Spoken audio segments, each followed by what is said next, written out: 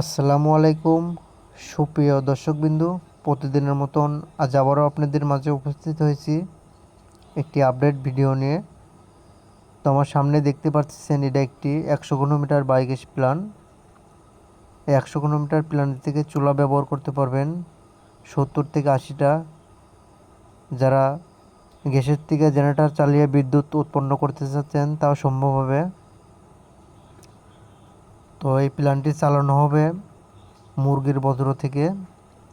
এখানে প্রায় 70 থেকে 80 হাজার মুরগির লিটারগুলো এই প্ল্যান্টে ঢুকবে।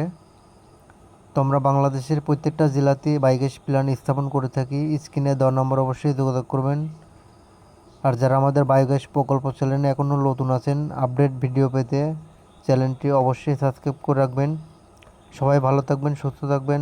আসসালামু আলাইকুম।